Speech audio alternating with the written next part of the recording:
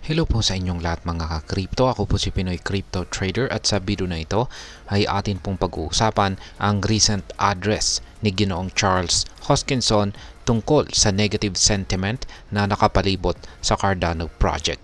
Mahalaga itong talakayin dahil sa recent launch ng Voltaire na nag-introduce ng decentralized governance sa Cardano ecosystem. At ayan po ang siyang ating pag-uusapan sa video na ito, pero bago po tayo magpatuloy ay nais ko lamang po munang bigyang linaw ang aking disclaimer kung saan ang nilalaman po ng video na ito ay hindi po ito isang financial advice. For education and information purposes lamang po ang layunin nito.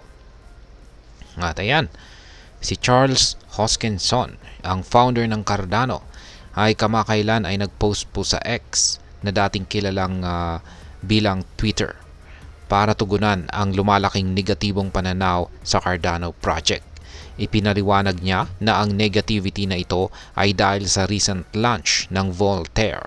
Ang Voltaire ay isang mahalagang upgrade na nagdadala ng decentralized governance sa Cardano ecosystem. Ibig sabihin nito, ang community ngayon ay may boses sa decision-making process na ginagawang mas demokratiko at inclusive ang sistema. Binibigyang diin ni Ginoong Hoskinson na ang kritisismo ay hindi nangangahulugang failure. Sa halip ito ay nagmumula sa mga unresolved issues tulad ng kakulangan ng partnerships, unfunded growth strategies at unexplored roadmaps. Naniniwala siya na ang mga hamong ito ay hindi imposible at ang bagong governance model sa ilalim ng Voltaire ay handang tugunan ang mga pangangailangan na ito at magtaguyod ng paglago. Isa po sa mga pangunahing punto ni Ginoong Hoskinson ay ang transparency ni Cardano. Binibigyang diin niya na ang Cardano ay committed po sa transparency na ikinumpara niya sa ibang blockchains na gumagamit ng opaque practices. Ang commitment na ito sa transparency ay mahalaga para sa pagbuo ng tiwala sa loob ng community at pagtiyak ng pangmatagalang tagumpay.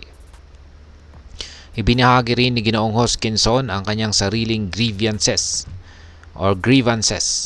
Binanggit niya ang mga hamon sa Cardano native assets at stablecoin support. Ito ay mga technical issues na kailangang tugunan upang mapabuti ang functionality at usability ng Cardano platform. Sa kabila po ng mga hamong ito, ipinahayag niya ang kanyang optimismo na ang community-led governance ay makakatulong sa pagresolba ng mga isyong ito. Naniniwala siya na sa pamamagitan ng pagbibigay kapangyarihan sa community, ang Cardano ay maaring malampasan ang mga balakid na ito at magpatuloy sa paglago. Sa kabila ng mga recent upgrades, ang price action ni Cardano ay nananatiling mababa.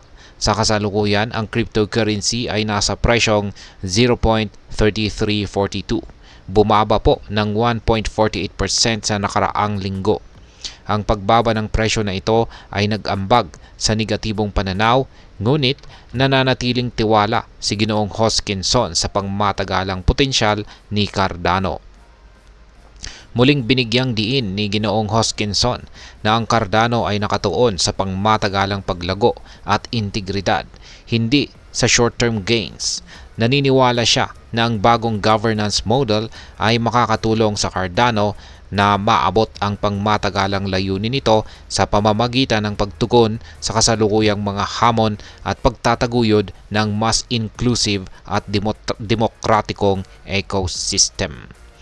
At ayan, ang masasabi ko po rito ay ang address po ni Ginoong Hoskinson ay nag-highlight ng mga kahalagahan at transparency, community-led governance at pangmatagalang paglago para sa Cardano project.